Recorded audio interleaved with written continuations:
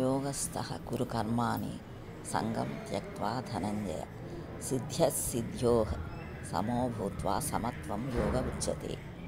ప్రతివాడు తాను చేయవలసిన కర్మలను తప్పకుండా చేయాలి. ఆ కర్మలను ఒక యోగంగా చేయాలి. చేయబోయే పని మీద ఆసక్తిని వదిలిపెట్టాలి. ఆ పని జరుగుతుందా జరగదా అనే అనుమానం వదిలిపెట్టాలి. చేసే పని శ్రద్ధగా చేయాలి. లాభము నష్టముల మీద సమభావన కలిగి ఉండాలి. ఆ సమత్వమే ఒక యోగం. ఈ శ్లోకంలో యోగస్థః కురు కర్మాణి అని అన్నారు. అంటే కర్మలను ఒక యోగంగా చేయాలి. ఇక్కడ యోగం అంటే ఫలితం ఆశించకుండా కర్మ చేయడం.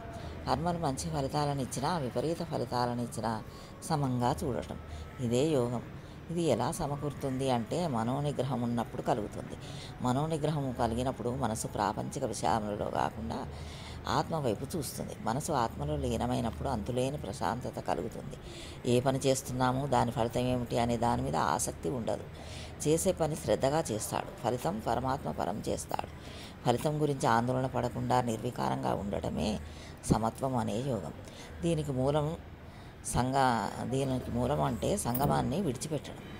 ఏ పని చేసినా శ్రద్ధతో ఒక యోగంలాగా చేయడం.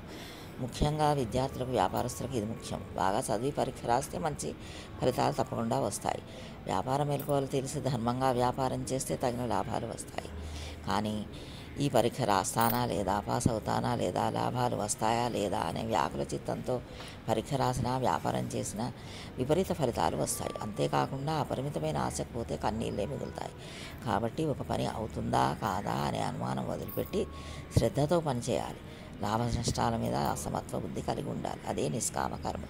ఒక పని చేసినప్పుడు అది సిద్ధిస్తుంది, లేక సిద్ధించదు. చేసిన పని వృధా అవుతుంది. ఒక్కోసారి గెలుస్తాం, మరోసారి ఓడిపోతాం.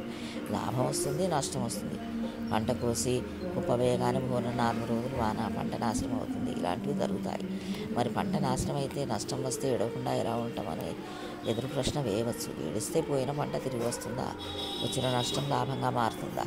అలా అయితే నష్టం వచ్చిన ప్రతివాడు ఘోరని ఏడుస్తాడు. కానీ అలా జరగడం లేదు.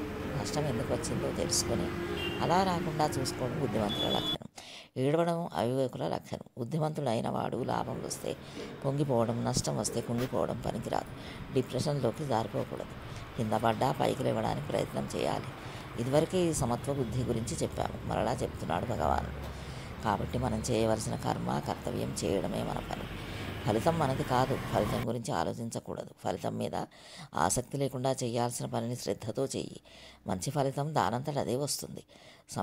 సమత్వ బుద్ధితో చేసేదే కర్మయోగం. జై శ్రీమన్నారాయణ. జై శ్రీకృష్ణ.